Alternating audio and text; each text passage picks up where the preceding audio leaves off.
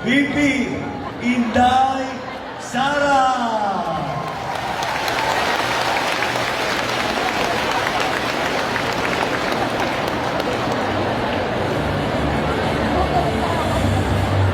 Ladies and gentlemen, the message of our Vice President and Deputy Secretary of the Department of Education, SARA, si Duterte. Thank you.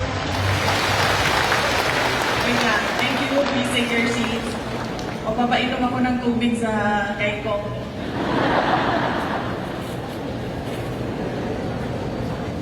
Thank you.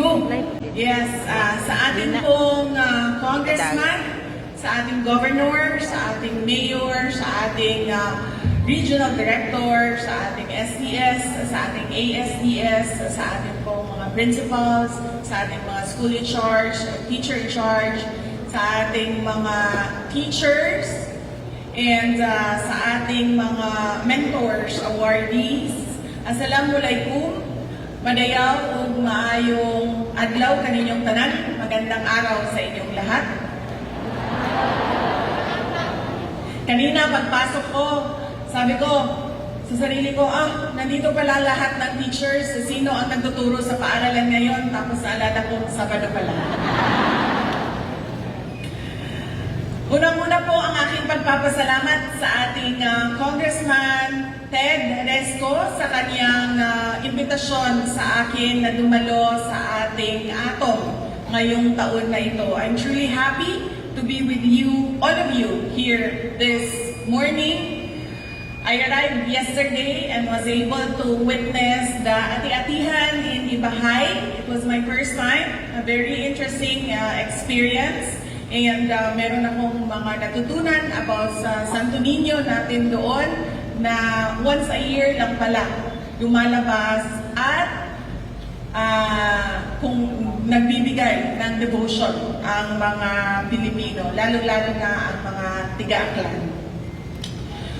Allow me to express my thanksgiving. First, unang-una po ay magpapasalamat ako sa tulong at suporta ninyo sa kampanya at eleksyon ko noong nakaraang taon. Maraming salamat,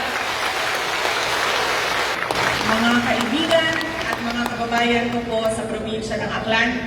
Pangalawa po, ang pagpapaabot ng kanyang pagpapasalamat sa kanyang pagkapanalo at suporta ninyo sa kanyang administrasyon, si Pangulong Bongbong Marcos.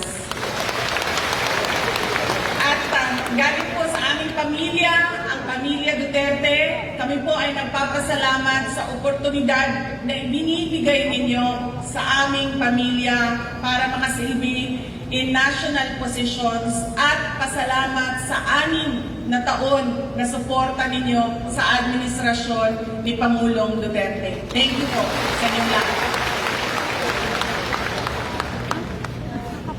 I would like to thank the Aklan Provincial Government for inviting me and Congressman Ted Resco to this very important occasion where we recognize the important work and the enormous contributions of 10 mentors in the public education sector in the province of Aklan and celebrate their impact on the lives of our learners and in our lives as a community. To the 10 outstanding mentors of Aklan, congratulations to you. A well-deserved recognition for your passion and hard work. And, of course, madamo gid nga salamat. This is the community's validation of the greatness of what you have done and what you have been doing for the children of Aklan. This recognition may have come unexpectedly, and this kind attention may be too much, but the significance of this recognition encompasses our personal choices or reluctance. This recognition brings to light the importance of how small acts of heroism, your selfless and dignified performance of duties as public servants, your compassion for others, especially the sick and the poor, and the children and your undying faith and dedication to your vocation and profession creates an impact to enkindle our love for our country.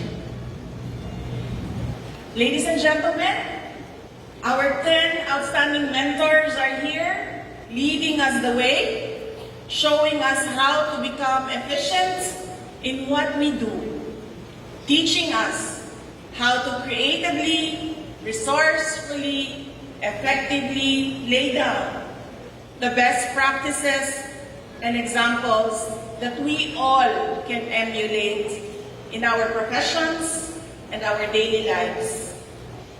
But above all, our 10 outstanding mentors are success stories of resiliency, of dedication, of sacrifices. Hindi madaling maging guro, lalong-lalo na hindi madaling maging mentor. Of professionalism and of Filipinos with an unyielding love for their fellow Filipinos in our country. Sa tuod-tuod lang gid man, ako gid ang respeto ko sa inyo. And as Secretary of Education, I am truly honored to be with all of you, 10 of you, this morning. I have acknowledged that the strength of our nation rests in the hands of its people, including our brave, committed public teachers. Now, we have 10 outstanding mentors from the province of Aklan, giving their strength to a nation that needs its people to stand strong and recover from the aftershocks of the pandemic. I have also emphasized that teachers, both in the public and private sectors, play an unassailable important role in the nation. Dati pa, ginsiling ko nga importante ang mga maestro kag maestra sa pag-uswag sa Pilipinas. Kamo ang gaupod kag gabulig sa atong mga anak sa ilang paglawig o pagkabot sa ilang handog. Whether you serve in the private or public schools, teachers serve as a backbone of our society's moral values and ethical standards.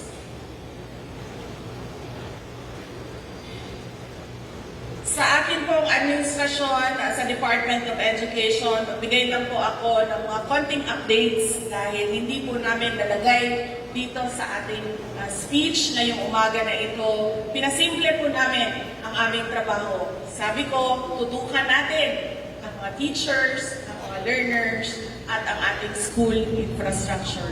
Tatlo ang tema ng mga continuous discussion namin doon sa ating central office. At isa sa mga ginagawa namin ngayon para sa ating mga guro ay unang-una ang pakikipag-usap sa GSIS na ibaba ang rate.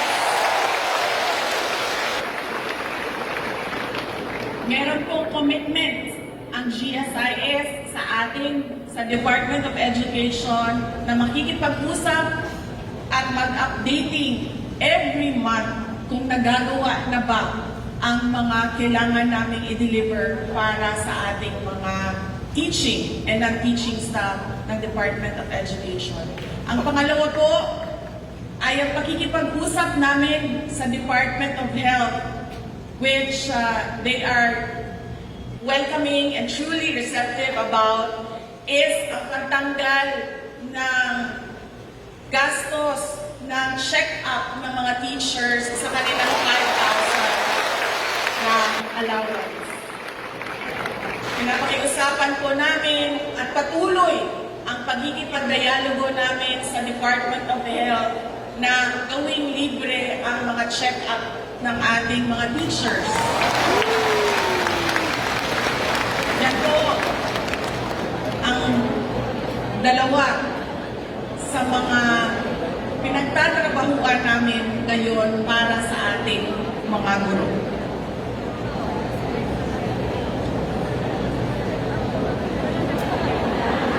Ay, inaantay niyo pa yung susunod.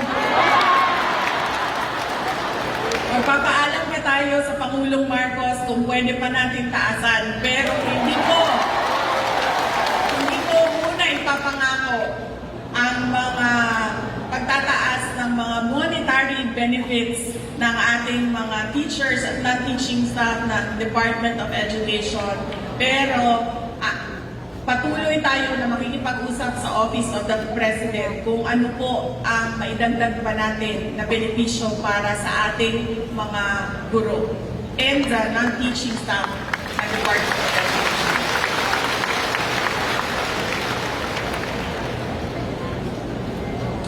At the basic education level, our teachers lead our young learners to learn how to read, develop numeracy skills, and discover the wonder of science. Their support and encouragement during this time are critical as elementary and high school students explore the world around them. They also begin building dreams. We are currently reviewing our K-10 and grades 11 to 12 curriculum to ensure that we deliver on the mandate for the Department of Education, which is to ensure that all our graduates are immediately employable by the sectors and industries, which was the purpose for the K-12 program. Lagi po namin sinasabi at pinag-uusapan na ang mandatory lang po ay ang basic education. Yung mga learners na nasa atin sa Department of Education. Dapat pag-graduate nila, kapag hindi na sila tumuloy sa higher education, ay pwede silang magtrabaho.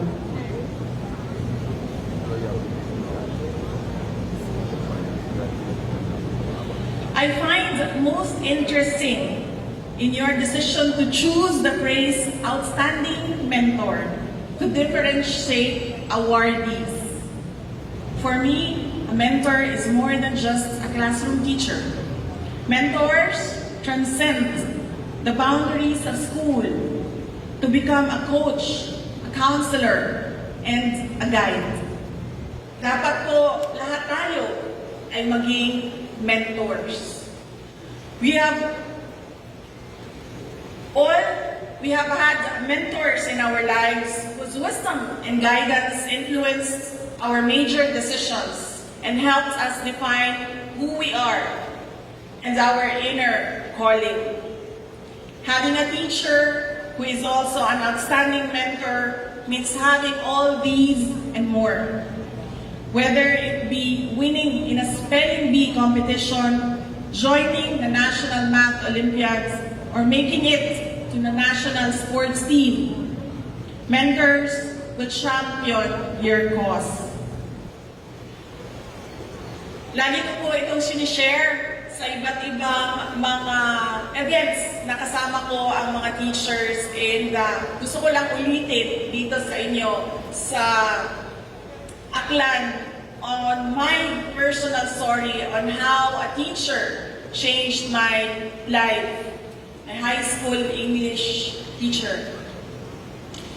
Alam niyo po, noong nasa grade school ako, magaling ako na estudyante. My parents were truly proud of me. Nung pumasok ako ng high school, first year high school, I was a full scholar. In less than 5 months, nawala ko yung scholarship ko dahil nakilala ko ang mga barkada ko. Laman ko na, pwede naman pala magbarkada pero pasado pa rin ako. Hindi ko na kailangan maghirap na mag-aral gabi-gabi. And ganun ang tema ng aking high school.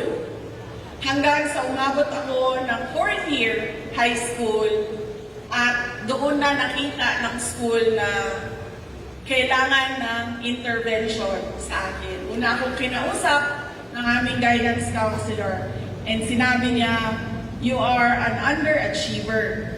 We need to intervene sa pag-aaral mo dahil you are made for bigger and better things in life. Yan ang sabi niya, naaalala ko yan. So I was assigned a mentor, my English teacher. Sabi niya, I find it that you write very well sa iyong mga compositions and mga essays. Why not, sabi niya, sumali tayo ng mga essay competition. So, sabi ko sa kanya, well, wala naman akong magawa, ma'am. Nilayo niyo na naman ako sa mga kaibigan ko. Nasa ibang section na sila. Nag-iisa na lang ako dito sa mga bright na hindi ko naman mga kaibigan.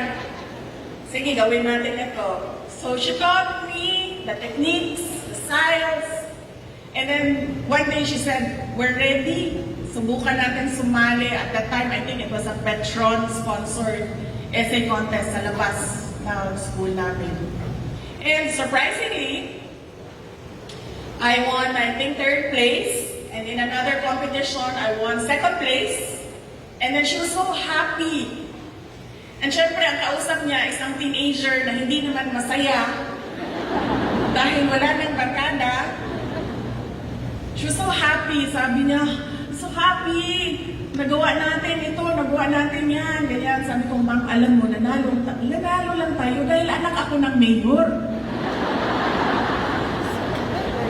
Sabi niya, hindi. This is an achievement in itself.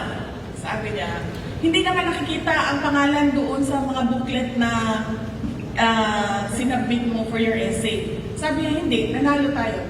Sabi ko, okay, sige. And then, I completely forgot about that.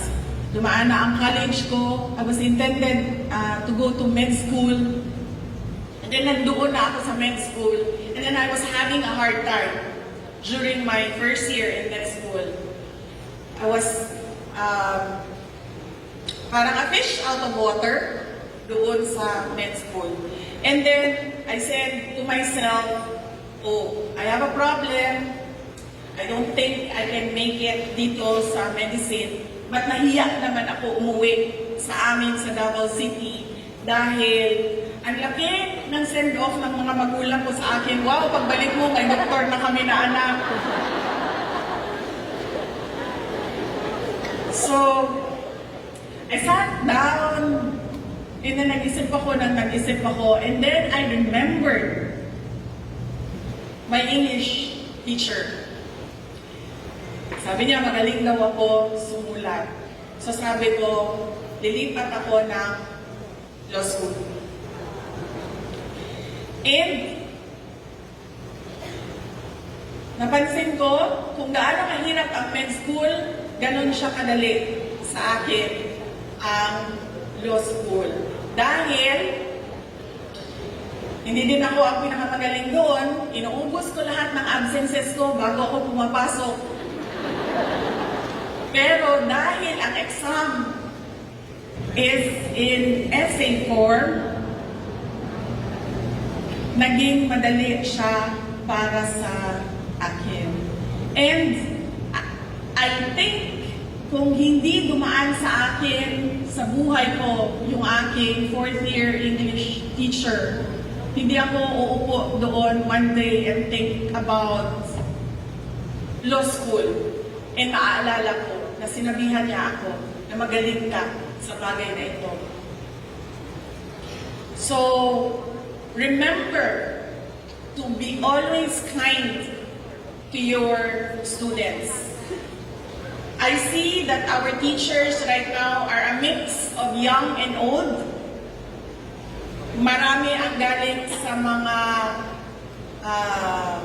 generation na sumunod sa mga magulang namin, sa galing sa generation namin na lumaki sa rigid parenting, and I see younger teachers coming from the 1990s and ang mga millennials.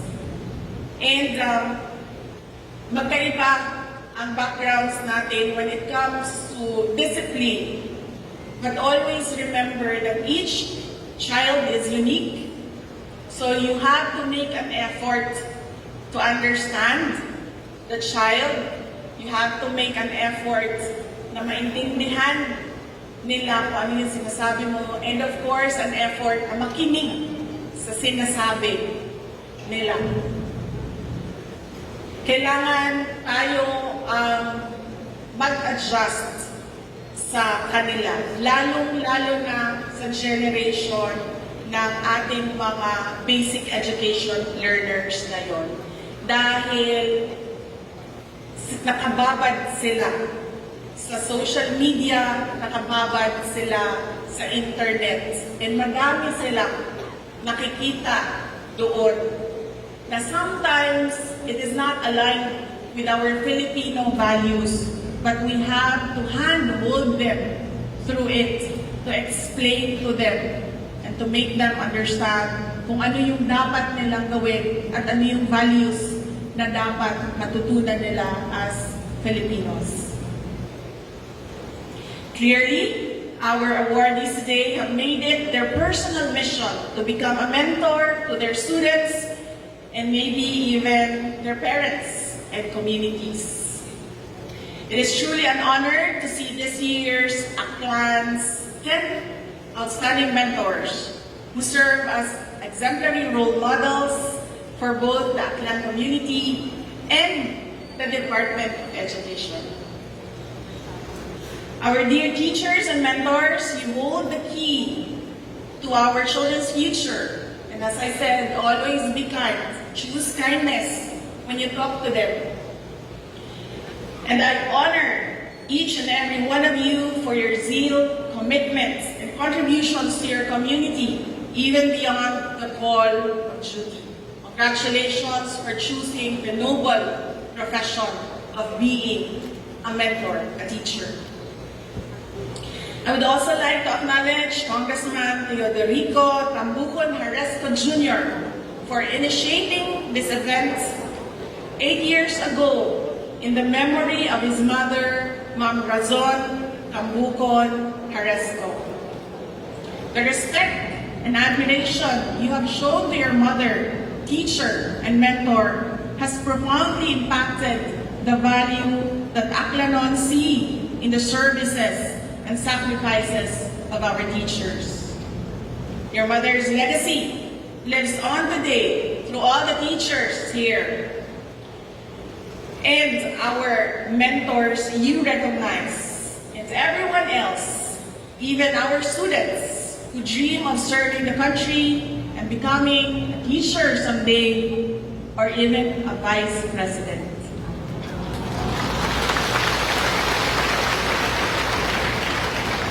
I sincerely hope that more people will be motivated by this event to pursue careers in education, and that the contributions made by our teachers will be cherished forever.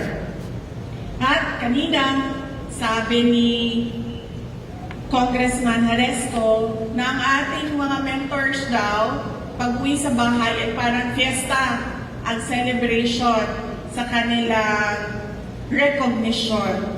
Kaya naisip ko na mag-contribute na rin sa kanila. Magkano ba ang lechon dito sa Aklan ngayon? 10,000? Pwede na lechon? Yes. More than enough? Okay, sige. Saan na ang ating 10,000 each? Wow!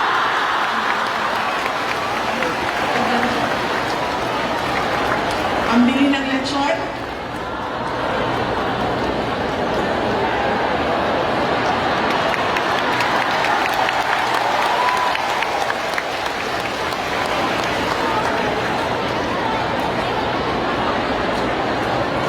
Lechon baka?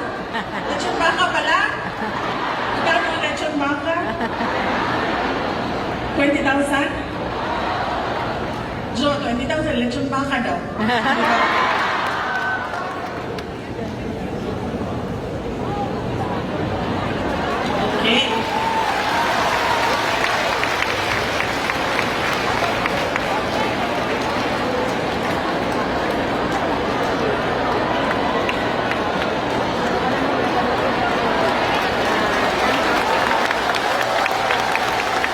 lechon. Anong oras na? Oras na para sa lechon baka. Lahat para sa Diyos, sa bayan, at pamilyang Pilipino. Shukran.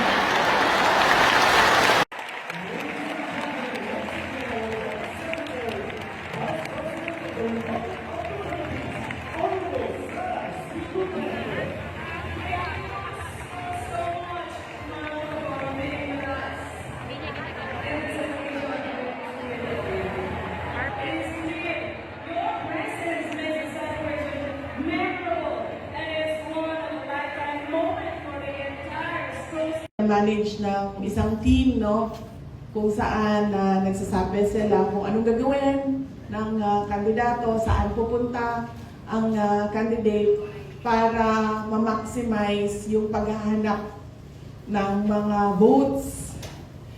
Noong sa simula pa lang, January 2022, ay gumawa yung team namin sa Lakas CMD, sa partido namin, ng napakalaking survey. It's never been done before, but I really asked them if we can do it, and they made it happen.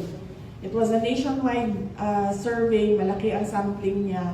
And doon sa nakita ng team, nakita nila na parang, sinasabi nila na parang, just let go of Panay Island. Because if you see the numbers, they're not really doing very well. And historically, natatalo talaga kayo dyan. From 2016 to 2019, natatalo kayo dyan.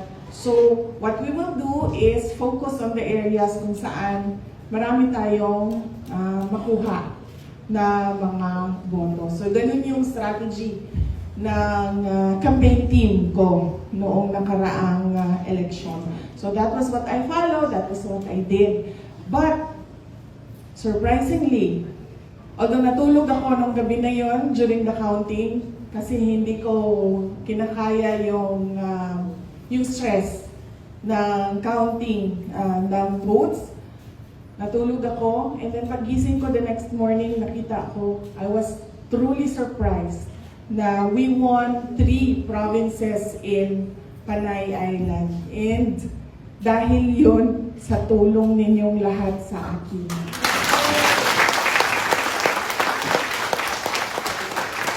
So, syempre, noong tapos na ang bilangan, nag-aantay na kami ng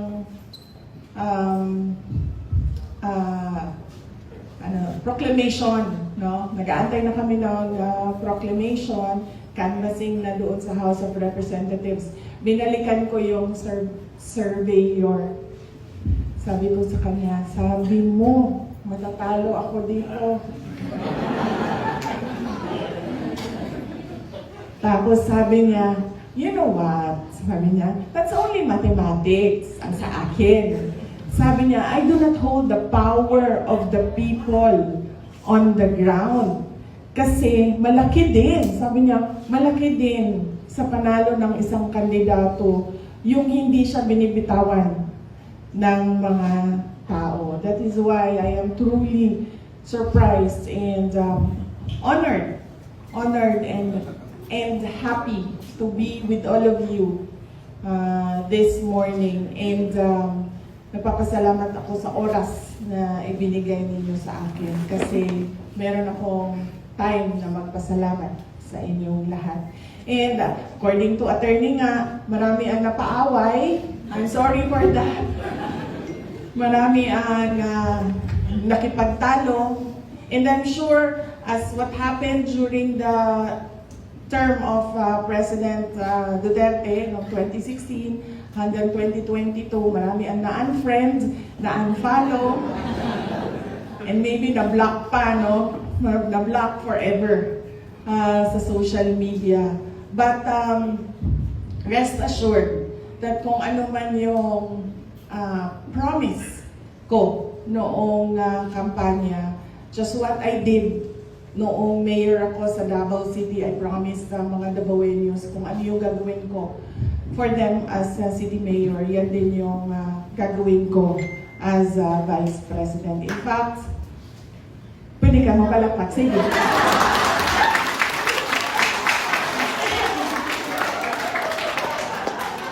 Okay.